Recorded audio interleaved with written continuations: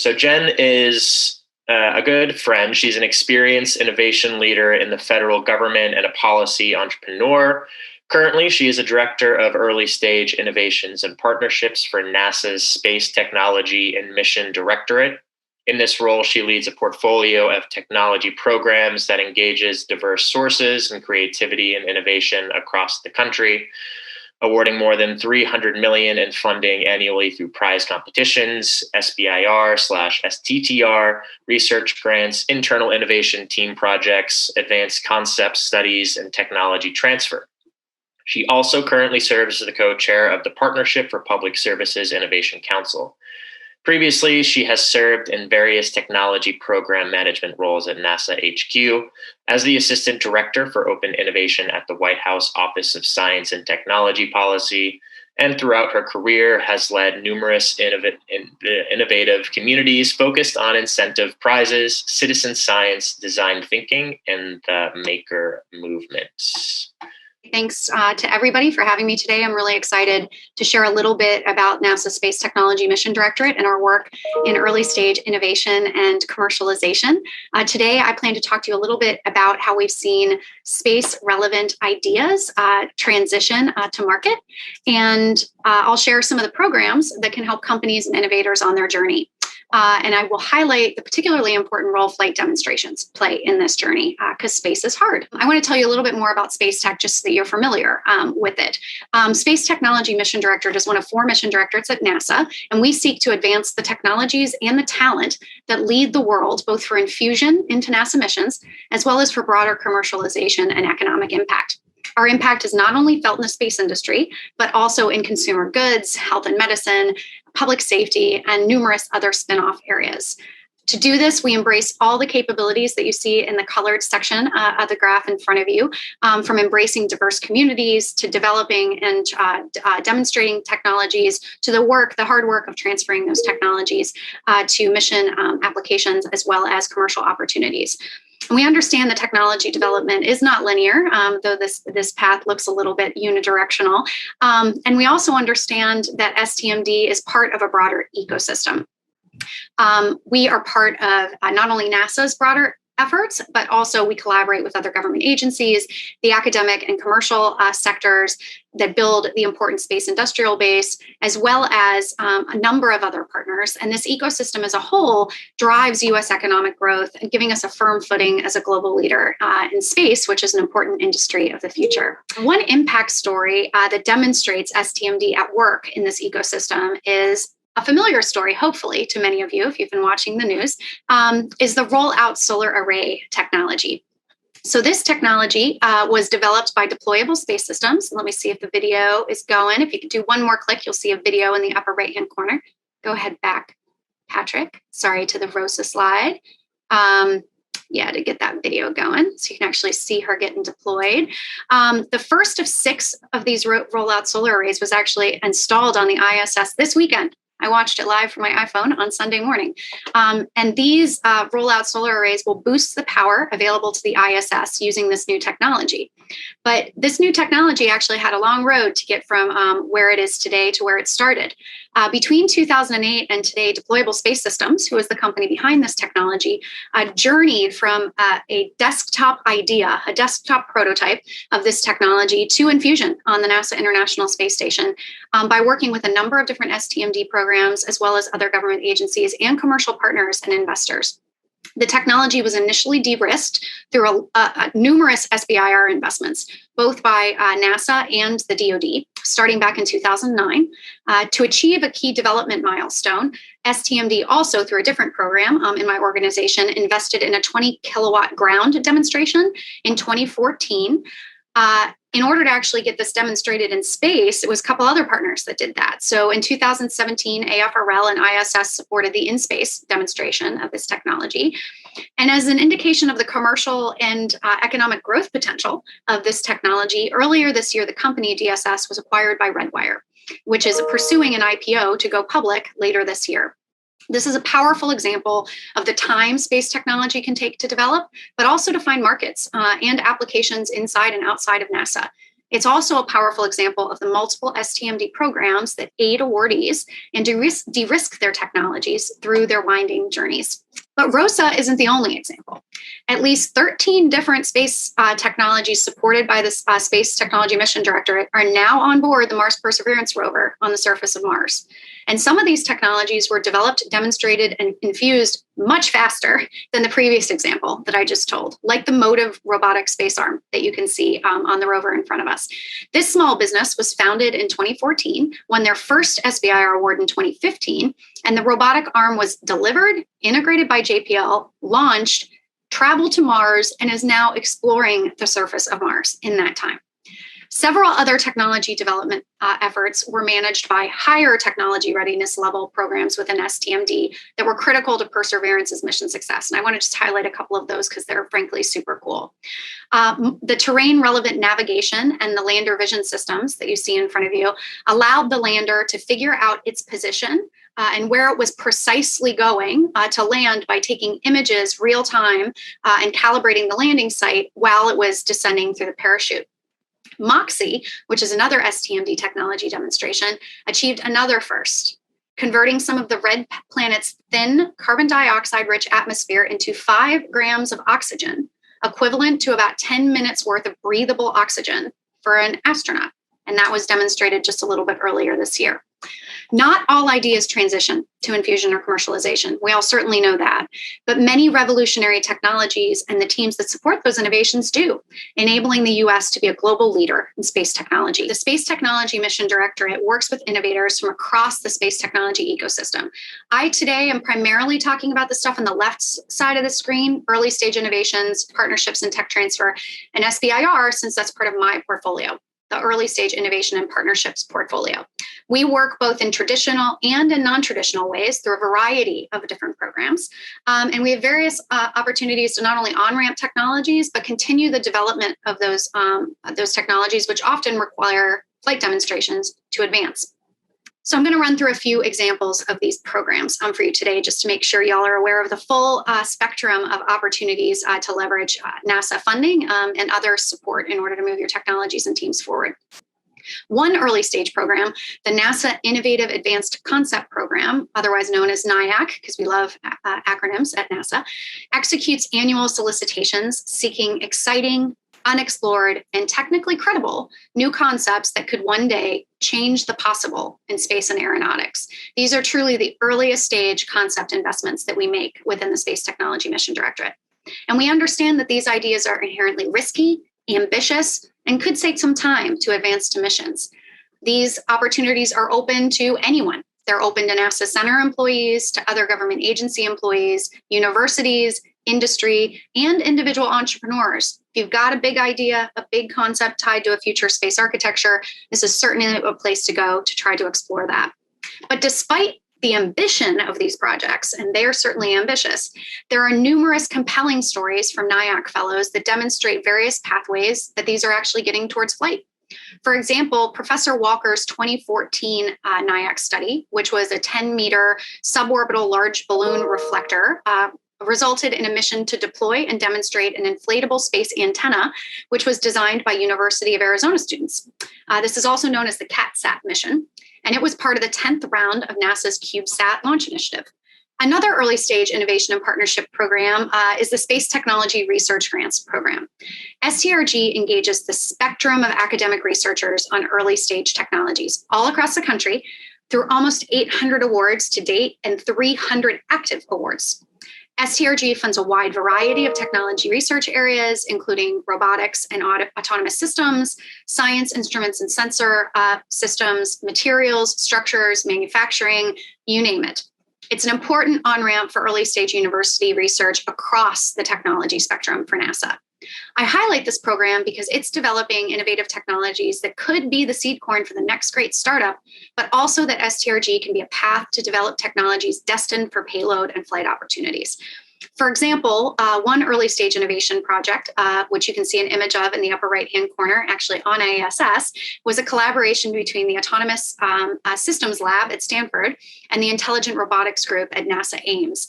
And it seeks to equip assistive free flyers with gripper technology that allows those robots they're kind of floating around the space station, to grasp onto or to perch onto nearly any flat surface aboard the space station, which greatly increases their capabilities and allows them to perch in many locations, making them more functional.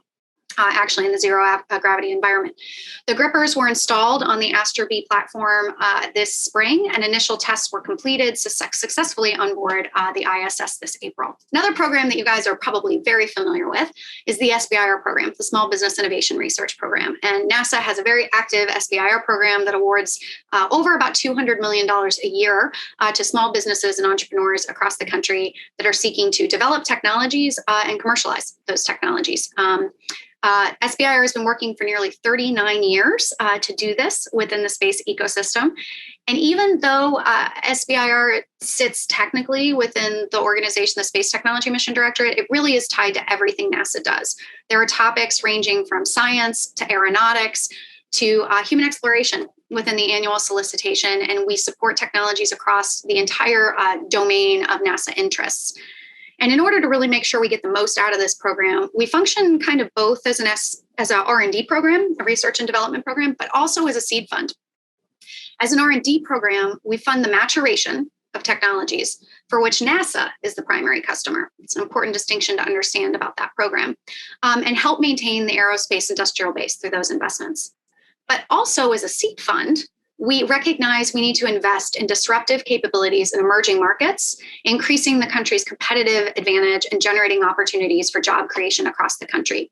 So while we do invest in things that have NASA as a primary customer, we also invest in things where NASA is one of many customers, and there is a commercial marketplace beyond what perhaps the NASA application is. So this gives you a sense of the overall structure of the SBIR program. I'm spending a little bit more time on this one because I think with the folks in the room, understanding where the entry points are and really what the full scope of opportunity is if you take the time to get in the SBIR pipeline, is real important to you folks, both from the small business side and the investor side, because this is a place where you can leverage, there's significant leverage in the SBIR program. Most folks think about SBIR Phase 1 and Phase 2 awards when they think of the SBIR program. At NASA, the Phase 1 awards are $125K, and a Phase 2 award that you compete for after completing Phase 1 is roughly $750K. But we know, especially for space technology, where a lot of these applications are expensive to develop, that Phase 1 and Phase 2 awards are typically not enough to support a company's journey to commercialization. So our program over the years has created additional opportunities to help firms along the way to get there, and with more than just funding. So one thing you'll notice on this slide is in orange, a reference to the I-Corps program. We offer additional supplemental training grants to allow teams to go through I-Corps training, which is lean launch pad training that helps companies to really hone their customer discovery skills in order to identify product market fit. We'll give you an additional training grant to pay for the travel and the time and the training to participate in that customer discovery effort. We do that at Phase 1, and newly this year, we'll do that at post-Phase 2 opportunities as well after folks have gotten through some of the initial R&D. Also, we've invested significantly in what we call our post-Phase 2 vehicles, and this is what I think is one of the discriminating, amazing things about the NASA SBIR program. The number of opportunities once you're in the pipeline to be able to get additional funding, up to $5 million in an investment through these post-Phase 2 investments. And some of them, like Phase 2E and CCRPP, actually allow for matching funding to be leveraged in order to move these technologies forward. And matchers can be investors, other government agency programs, other NASA programs, and we have seen numerous VCs and angels be part of post-Phase 2 proposals that come to NASA. So just want to highlight a quick success story of both commercial and NASA success. This one's just quite cool. This company, Techshot, that's based in Greensville, Indiana, is actually the first U.S. company to 3D print organic constructs on the International Space Station. And why they want to do this in space is because 3D printed tissue can usually deform under their own weight in a gravity environment. And so after doing some initial kind of tech development through actually DoD SBIR programs, this company, Techshot, identified that they might actually be able to improve the performance of skin grafts and other tissues that they were printing if they did it in space. And so they pursued a CCRPP, which is one of our post-Phase 2 opportunities at NASA, using matching funding from the ISS program for a total of a $4 million investment. So the important note here is these folks didn't come in through the NASA SBIR program. they actually got their phase 1s and phase 2s through other government agency SBIR programs. But some of our post-phase 2 opportunities at NASA actually allow SBIR recipients from any agency that have an application to NASA to apply at post-phase 2, which is really powerful. And also on Techshot, one of the things that's very cool about them is just how much they indicated the source of funding that is not geographically constrained is important to them in creating jobs in a rural area in a non-space state. So I want to point out another opportunity for the individual innovators out there. This is NASA's Prizes and Challenges program. And so typically when you think of government work, you think about, submitting a proposal, and then we pay based on what you think your approach is going to be to address a problem. The difference with prizes and challenges is it's actually paying for outcomes and results. So instead of paying through grants and contracts, it's putting out a prize purse and an outcome, and whoever is best able to achieve that outcome wins the day with the prize at the end of the day. We do a number of these every year, and you can see them on the NASA Solve website. On the next slide, I just want to point out one particular example that I think was an interesting prize that got to flight as well, and also very, very cleverly named. The Honey, I Shrunk the Payload Challenge was a challenge that was looking for payloads about the size of a bar of soap that could fly to the lunar surface. And NASA actually identified a number of prize winners from this challenge and is working to test the prototypes to failure and then reserve some of the remaining ones for a possible deployment, including potentially on an upcoming flight opportunity to the moon. But I want to also point out that NASA doesn't just invest externally in technology development. We also develop a lot of technology in-house. And when we patent that technology, we make it available for licensing to external groups to take that technology and commercialize it. And in order to make it even easier to commercialize NASA technology, some of which is super advanced, we've done a couple things, like the Startup NASA initiative, which offers startup companies a license with no upfront costs for commercial use of our patented technologies. This lets you hold on to your cash while you're actually carving out your competitive market space and developing a commercialization strategy. And 99 new companies have formed as a result of this activity. T2U on the next slide is also just indicating that we also work actively with universities across the country in order to encourage students to get familiar with our technology portfolio as they consider business plans for their new ventures. There are currently 24 active agreements and in some of the schools that you can see here. I just want to, in closing in the last minute, point out 3 additional flight opportunity programs that are super important to be aware of and take advantage of if you're looking to get your technology demonstrated in space. The first is the Flight Opportunities Program. And this is an important stepping stone in order to demonstrate your technology with suborbital flight testing, which can be really important to evaluation performance, to obtaining data, and to refining your experiments, and can be a really important stepping stone to things like orbital testing on ISS. NASA actually offers through that program access to a number of different flight partners, 12 different active commercial providers that will provide flight opportunities for you to fly your payload and test them in a suborbital environment. And we do a lot of these. To date, 736 tests of payloads have been conducted on these flight partners. So I encourage you to check out that program. And then 2 last opportunities. I've mentioned ISS a lot, the International Space Station. The International Space Station would actually be for orbital testing, not suborbital testing, as I've just mentioned. But opportunities for space environment or operational environment testing of payloads is really valuable through the International Space Station as well. And outside of the agency, you can pursue that through an organization known as CASIS. But there's also opportunities through programs like the SBIR program to get those payloads manifested as NASA payloads in your work through with NASA on those contracts in order to access an alternate path to get to the International Space Station. Here you can just see a number of the different STMD technologies that are actually on ISS, many of which have heritage in the Space Tech Research Grants, SBIR, or Flight Opportunities programs to get to where they are today. The final opportunity I want to point out is CLPS, the Commercial Lunar Payload Services contract. This is a really exciting opportunity that's actually managed by the Science Mission Directorate, a different organization within NASA. But this master contract has been awarded to 14 different vendors. You can see probably some similarities between this and flight opportunities that I described earlier. But these different vendors are on contract with NASA to safely integrate, accommodate, transport, and deliver NASA payloads using contractor-provided assets, including launch vehicles, lunar lander spacecraft, and associated resources to the surface of the moon. And each CLPS delivery will be a mixture of science, technology, and exploration-related payloads. There's a few ways to be able to pursue getting onto the lunar surface through the CLPS program. PRISM is the Science Mission Directorate's primary way of soliciting proposals for delivery to the moon. And so those are important to keep a lookout for in order to get instruments fed in to manifest for future task orders for those flight opportunities. And then other mission directorates like my own and the Space Technology Mission Directorate, you look for places like the tipping point solicitation and some of the other mechanisms that I mentioned earlier as mechanisms to get manifest onto those CLPS payloads to actually find your way to the moon. So I know that was a lot at a feverish pace, but I hope that I was able to give you some examples of how technologies move from idea to market within the space industry, and how a number of different NASA programs, both within the Space Technology Mission Directorate and other parts of NASA, can help you on your journey, whether you're a small business, an investor, or an aspiring entrepreneur. Wish you the best of luck in your journey, and thank you for the time.